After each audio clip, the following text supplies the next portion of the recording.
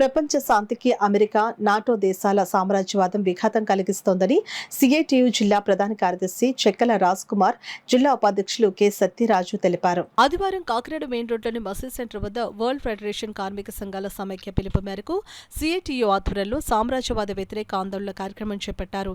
ఈ సందర్భంగా సిఐటియు నాయకులు చెక్కల రాజ్ కుమార్, కె సత్యరాజులు మీడియాతో మాట్లాడుతూ ప్రపంచ కార్మిక వర్గం ఈ సామ్రాజ్యవాద యుద్ధాలను వ్యతిరేకించాలని, ప్రపంచ శాంతికై నిలబడాలని పిలుపునిచ్చారు. కార్యక్రమంలో సిఐటియు నాయకులు చంద్రపళ్ల పద్మ, మలకా రమణ, వెంకట్రావు, టి రాజా, మేర్శెట్టి వెంకటరమణ, అనపర్తి ఏడుకొండలు, నాగరాజు, చంద్రశేఖర్, అమృత తదితరులు పాల్గొన్నారు. రోజు ప్రపంచవ్యాప్తంగా యుద్ధాల వలన దేశాల మధ్య అంతర్జాతీయ సంబంధాలు దెబ్బతింటున్నాయి.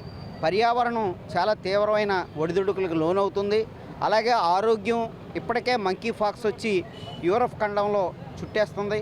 అటువంటి అనేక రకాల వైరస్లు ఈవేళ ప్రపంచాన్ని విస్తరించే పరిస్థితులు యుద్ధం వల్ల ప్రేరేపించే ప్రమాదం ఉన్నది.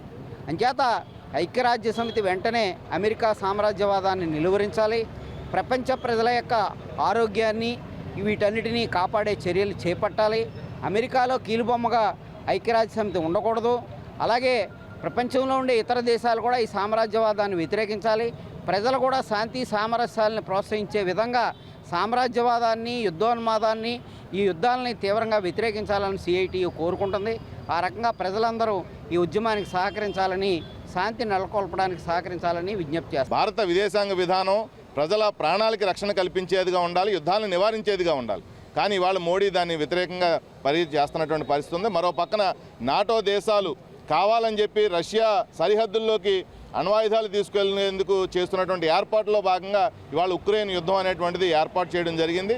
అలాగే పాలస్తీనా, ఇజ్రాయెల్ అనేటువంటి దాన్ని రెండు దేశాలుగా ఏర్పాటు చేయడమే మన ముందున్నటువంటి తక్షణ కర్తవ్యం. ఆ రెండు దేశాలు సరిహద్దులు నిర్ణయించి రెండు దేశాలుగా నిర్ణయించడం వల్ల ఈ యుద్ధం పరిష్కారం అవుతుందని చెప్పి మేము భావిస్తూ ఉన్నాం.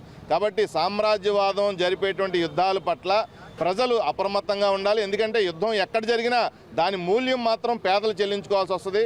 ఇవాళ ఉక్రెయిన్ రష్యా యుద్ధం వల్ల మన సన్ఫ్లవర్ ఆయిల్ 250 రూపాయలు కొనుక్కున్నటువంటి పరిస్థితి ఉంది. ఇప్పుడు ఇజ్రాయెల్ పాలస్తీనా యుద్ధం కనుక పెరిగితే మనం వాడేటువంటి బండిలో వాడేటువంటి పెట్రోల్ డీజిల్ కూడా కొరత ఏర్పడి మా ఆర్థిక వ్యవస్థ మొత్తం అతలాకుతలం అయ్యేటువంటి ప్రమాదం ఉంటుంది. భారతదేశం నిలబడాలి అంటే ప్రపంచంలో శాంతి ఉంటేనే మనం అభివృద్ధి చెందగలుగుతాం. కాబట్టి శాంతి వైపుగా భారతదేశం నిలబడాలి, ప్రజలు నిలబడాలని చెప్పి మేము విజ్ఞప్తి చేస్తాం.